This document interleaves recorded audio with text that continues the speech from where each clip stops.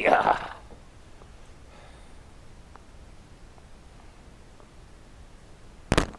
İkinchilik şey, birinci ıslahı vatandaş.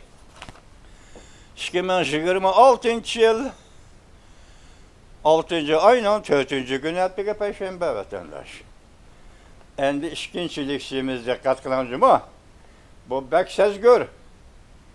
Bek sezgür. Sezgürlüğünü ben sizge etip koyayım vatandaş. Eğizli elinmedi. Teki eğizli çıkmadı. Bunun içinde Uyguristan meselesi var. Muşu sözlevatkallık şeyler. Bunun içinde Tibet meselesi var. Tibetistan, Uyguristan meselesi var. Şu çilekli eteyim. Bana dikkat kılıp alınan vatandaş. Endeki mevzumunda Kuomintang reisi Jinliben Amerika'ya ziyarete geldi. Washington o yani Jinliben Amerika Devlet Mahkeme emeldarları bilen görüşmemde diyen mesele boyunca nöbette her kandak bir uçur yok. Amerika avazdan koygan uçur yok. Amerika avaz koygan mavzucu mu? Mavzula haber 6. ayın 4. günü Amerika avazdan Xitay programı ilan kılındı. Haber. Ondan başlandı. Washington Amerika Koşmuş Ştatları Devlet Mahkemesi 6. ayının 3. günü mandat görsetti. Tayvan'da mühim öhtücü partiye, yani hakimiyet sırtındaki partiye Kuomintang'ın rehberi Jinliben hanım Washington'la ziyaret kılış mezgilinde Amerika Koşmuş Ştatları Devlet Mahkemesi emeldarları bilen görüşüdüğün bir iş boyunca hazır nöbette temilleydiğin bir uçur yok. Lakin Amerika Koşmuş Ştatları Devlet Mahkemesi uzundan beri ki Tayvan doğrusundaki katlık meydanını ve Belge Vadisi'ni ve işki kırgaklarını diyalog ilişkini ve Tayvan'ın müdafiyesi gerekli her bir kural yaraklığa ilgi buluşunu kollaydıgan meydanını kayti şerhiyle Amerika Koşmuş Ştatları Devlet Mahkemesi. Kuomintang'ın reisi Jinliben müşahapte Amerika karatkan işgahaptılık ziyaretini başladı. Jinliben Amerika'ya ziyaretke kiliştin burun muhbirlağa mındak görsetti Tayvan'da. Washington ziyaret kılış mezgilide Amerika'nın Tayvan'a çetiştik sistemisi, cümleden Amerika Koşmuş Ştatları Devlet Mahkemesi ve Uruş Kılış Ministerliği ve Federasiyelik hükümet emeldarları bilen görüşmen dedi. Tayvan'da öhtücü partiye Kuomintang, yani hakimiyet sırtındaki partiye Kuomintang'ın reisi, ben kimle bilen yok arkada görüşmen dedi.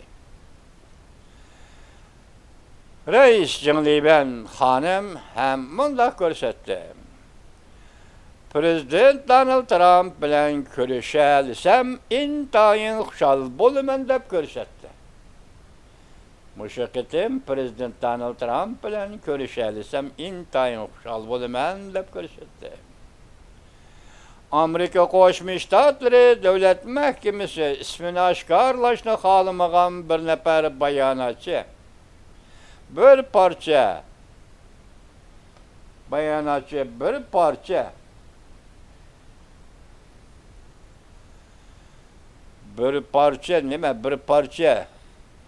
ilhat bilen, üzem mıkatını üzem okuyama, da buldu vatandaş. Bayanatçı bir parça ilhat bilen, Amerika Avaz Radyosu'na mundak dedi. Yani Gomindan'ın reisi Jinli'nin Amerika'ya ziyaret kılışını münasebetlik ziyaret kılışıga münasebetlik soğallara cevap verdi. Tayvan Gomindan Partisi'nin reis Jinli ben. Amerika Devlet Mahkemesi emeldarları bilen görüşemdi. Degan savolga qarta bu bayonotchi mundaq ko'rsatdi. Biz navbatda bu to'g'rida ta'minlaydigan hech qanday uchur yo'q.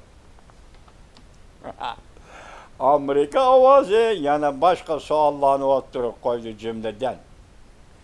Gomindan raisi Jinlining prezident Donald Trump bilan ko'rishsam xushalman degan so'ziga Amerika Qo'shma Shtatlar Davlat Mahkamasi qanday javob berdi? Gomindanning raisi Jinli yaqinda Jungoning rahbari Shi Jinping bilan ko'rishganligiga hamda Tayvanning mudofaa hamchoti qatorliq masalalarga qanday baho berdi? Amerika ovozi, Amerika Davlat Mahkamasi qo'yayotgan savol. Amerika Qo'shma Shtatlar Davlat Mahkamasi bu savollarga javob berganda Washingtonning uzundan birga siyosatini yana bir qator takrorladi. Amerikaning Tayvan to'g'risidagi qattiq va'dasi uzundan beri davomlashib keldi. 40 yildan beri boshdan oxir o'xshash bo'lib keldi. Bizning Tayvan to'g'risidagi siyosatimiz o'zgarmadi. Bu siyosat yanada Tayvan munosabatlari qonunini, 3 parcha axborotni va 6 turli kapolatni qabul qiladi. Yoki mushalarga asoslanadi. Davlat mahkamasidan berayotgan javobi. Amerika dengiz bo'g'izida ishga qirg'oqning dialoglashishini qo'llaydi. Biz, yani Amerika ishki qirg'oq o'ttirisidagi ixtilofning zo'rlashga uchramay, ishki qirg'oq xalqlari qabul qila oladigan bir shaklda tinch yo'l bilan hal qilinishini umid qilamiz. Ishki qirg'oqning ahamiyatli almashtirishlari İşki qirg'oqning ahamiyatli almashtirishlari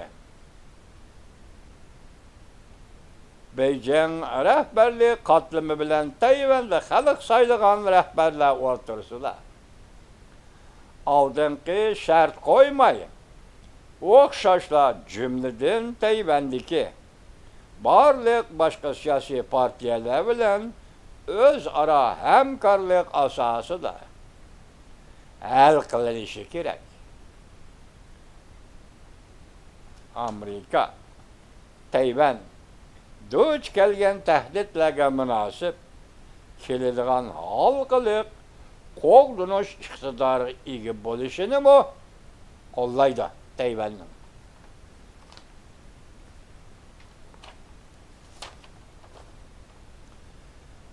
Bu qo'llash Tayvan munosabatlari qonuniga uyg'un keladi.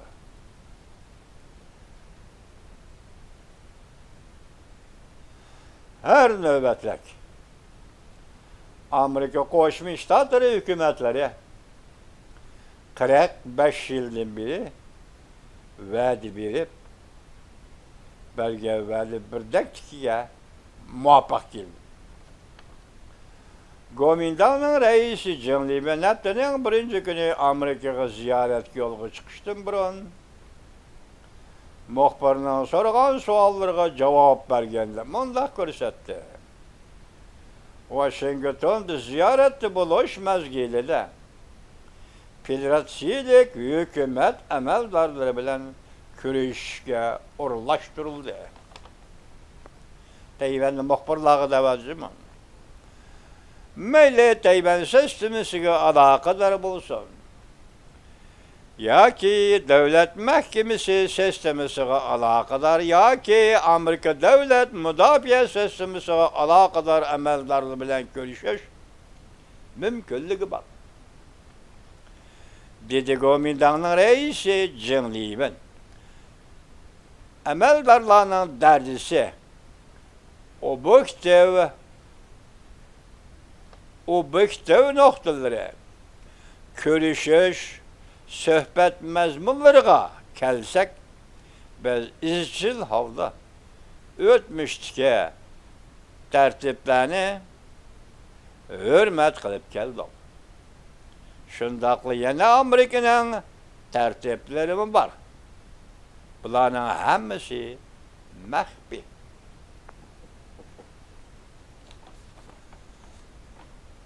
Bundan başka Amerika Qoşmuş Ştatları Prezidenti Donald Trump bilen görüşüş fırsatı var mı yok?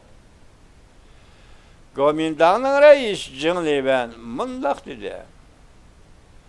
Men Xi Jinping bilen görüşgenden keyin xalqaro matbuotla mening Prezident Donald Trump bilen görüşni xalamaydiganligi ko'ralmasa artık gitti. Mening Prezident Donald Trump bilan görüşni xalamaydiganligini, görüşadigan, görüşmaydiganligimga qattiq ko'ngil bo'ldi xalqaro matbuotlar. Men albatta Prezident Donald Trump bilan görüşni xalayman. Donald Trump bilan qaltis görüşni xalayman. Lekin o, ya'ni Jin Liben mundaq ko'rsatdi. Amerika Tayvan demokratik münasebet ne öz küncün demokratik Amerika Tayvan demokratik münasebet ne üzgendin kiyen Tayvan'da nöbetki bir siyasi herbaplan Amerikaga her nöbetlik prezidentanın qaysı birisi bilen görüşkenligi kelip görüşkenligi doğrusu da bir misal yok. Men bugün her qandaq mümkünlükni chetga qaqmayman. Jungo Komintangning raisi Jin Liben.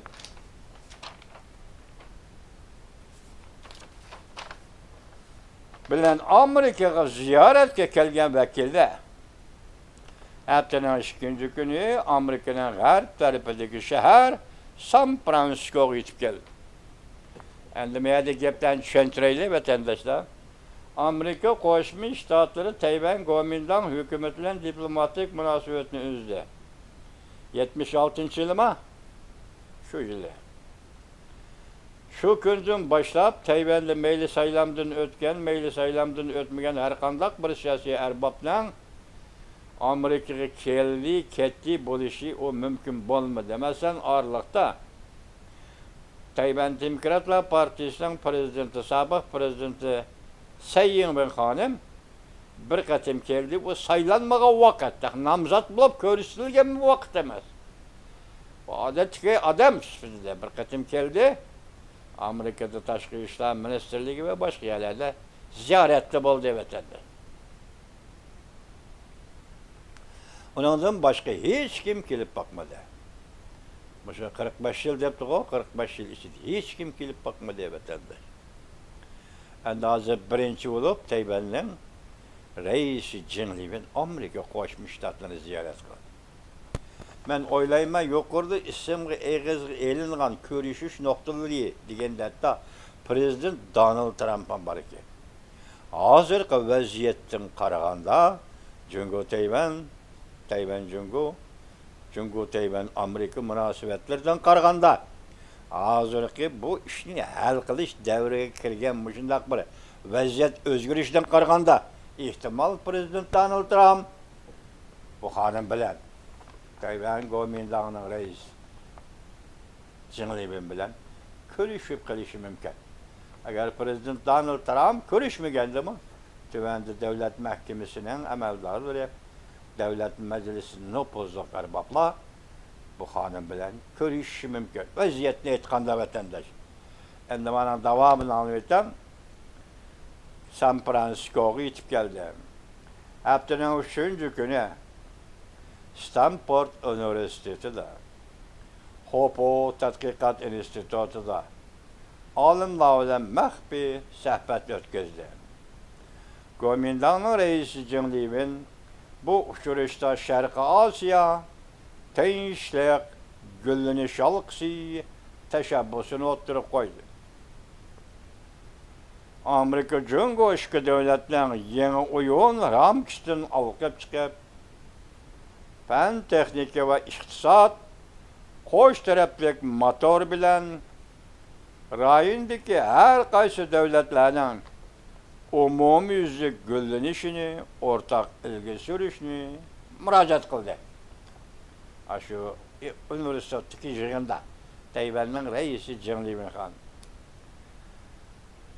San Fransisko safaridan keyin Kuomintang partiyasining raisi Jim Levin Amerikaning sharqiy taraf dengiz bo'ylarini ziyorat qildi. Jumladan Boston Harvard Universiteti ve Maryland Shtati tabiiy fanlar institutini ziyorat qildi ve o'quvchilar bilan suhbatlashdi. Nyu-York shahriga berib bilim xazinasini ziyorat qildi. Ondan Washingtonga yetib kelib, Amerika Qo'shma Shtatlari davlat mahkamasidan erbablari bilan ve ma'muriy organlar amaldorlari bilan ko'rishdi ve bilim xazinasi bilan muhokama suhbatda bo'ldi. Bu ziyorat qilgan eng oxirgi bir nuqta Amerika Qo'shma Shtatlarining g'arb tarafidagi Los Angeles shahri. Ondan keyin shu shahardan Tayvanga qaytdi. Konkret, burundaki xabarda konkret bo'ldi vatandaş. Endi ko'rishish masalasi. Qarama. Tayvan Kuomintangining partiyasining hech qanday biri Amerikaga kelib, hozirgacha ko'rishmadi. Agar bu safar yuqori ko'rinish nuqtalari bilan ko'rishadigan bo'lsa, biz nima deymiz? Boshlandi. Jungo meselesi başlandı. Jungo siyasete emililişidir. Jungo'nun meselesi bir taraf kılınıdı. Cümlelerin bunun içinde Tibet meselesi, Uyguristan meselesi, hatta İşki Mongol meselesi, Hong Kong meselesi, Katarlık meseleler bir taraf kılınıdı. Hatta Jungo Kompartiyasının yüzünün işi mi bir taraf kılınıdı. Bunların sohbet şekli, diyalog şekli muş yoluyla bir taraf kılındı ve hal kılındı. Bir yerde hazır Jungo Kompartiyası bilen sohbet kıvattırdıgan Tayvan'da qaysi partiya var?